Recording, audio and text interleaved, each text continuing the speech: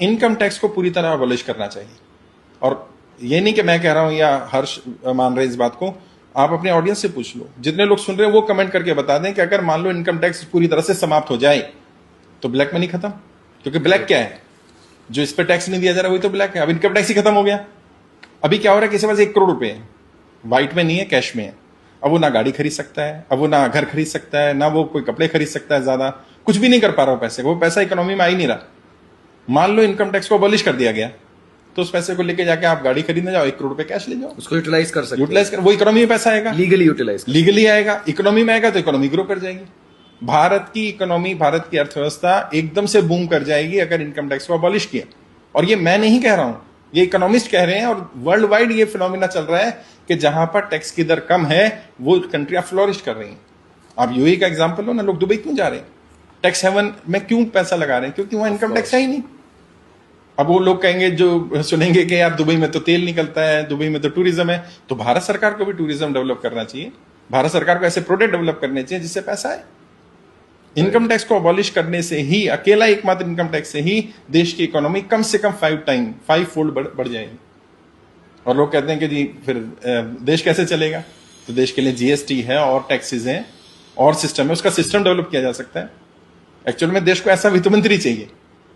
और जब मैं ये बोलता हूं तो लोग कहते हैं आप वित्त मंत्री बनना चाहते हो। अरे मेरे बनने से क्या होगा, आप बन जाओ, मैं बन जाऊं, कोई भी बन जाए। नरेंद्र मोदी जी ऐसे व्यक्ति को वित्त मंत्री बनाए जो इकोनॉमिक कंडीशन को ठीक करने के लिए नॉलेज हो और समझ सकता हो, और इंप्लीमेंट करने के लिए मेरे पास पूरा ब्लूप्रिंट है। मैं सिर्फ ये नहीं कह रहा कि इनकम टैक्स को अबॉलिश करेंगे, इनकम टैक्स को अबॉलिश करने के बाद भी सरकार का टैक्स कलेक्शन कम नहीं होगा, ऐसा सिस्टम बनाया मैंने। लेकिन कोई बात ही नहीं करना चाहता है उस पर। ये वो मुद्दे हैं जो बस बोलते हैं लोग, लेकिन इम्प्लीमेंटेशन नहीं करते। और कर दें अगर, तो जनरली देश की इकोनॉमी ठीक हो जाएगी। तो शाहनवाज जी, जैसे आपने कहा अगर इनकम टैक्स को अबॉलिश किया जाए तो उसका जो एक होता है ना बैलेंस कैसे बनेगा, जैसे अगर कहां पे, मेरी बात छोड़ो, मैं कह रहा हूँ सुब्रमण्यम स्वामी जी ने कहा, उन्होंने कहा जी इनकम टैक्स को अबॉलिश करो, तो उन्होंने कुछ सोच के कहा होगा, वो तो फाइनेंशियल एक्सपर्ट हैं डेफिनेटली। और वो क्या कहना चाह रहे हैं, या मैं थोड़ा सा और इसको डिटेल में बताता हूँ। होता क्या है, इनकम टैक्स वैसे भी टोटल टैक्स कलेक्शन का 10 या 12% है, और इनकम पे टैक्स क्यों लगना चाहिए, मैं कितना कमाऊंगा ये सरकार क्यों तय करना चाहती है, मेरे खर्चे पे टैक्स लगाओ ना यार। और ये बात किसी को भी हजम नहीं होती है कि इनकम टैक्स क्यों लगाया गया। और इसका इतिहास पढ़ो, कब लगाया इनकम टैक्स, 1857 की क्रांति जब सफल हो गई तो अंग्रेजों को लगा यार ये पैसा कहां से आया, कहते लोग कमाते हैं, कह रहे इन पे इनकम टैक्स रोक दो। इनकम टैक्स एक्ट 1857 की क्रांति के बाद लगाया गया इंडिया को गरीब बनाने के लिए। और कितना, 97%। 97% समझते हैं आप, 100 रुपए कमाएंगे तो 97% रुपए आप टैक्स में देंगे। और आज भी सरकार इनकम टैक्स के रूप में 33% पैसा ले रही है। मैं 1 करोड़ कमाता हूं, 33 लाख सरकार को चाहिए। क्यों चाहिए भाई, सरकार ने उसमें मेरा क्या योगदान दिया, मेरे पैसा कमाने में सरकार का कोई योगदान नहीं।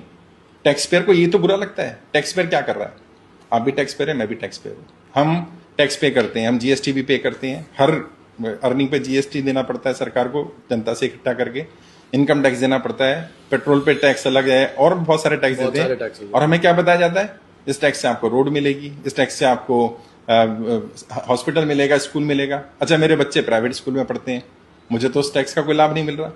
मेरे बच्चे अगर कभी कोई बीमार हो जाए तो प्राइवेट हॉस्पिटल जाते हैं, सरकारी हॉस्पिटल सुविधाएं नहीं है। अच्छा, हमें कहते हैं हमारे टैक्स से रोड बनेगा, तो फिर टोल टैक्स क्यों ले रहे हैं, उससे क्या बन रहा है।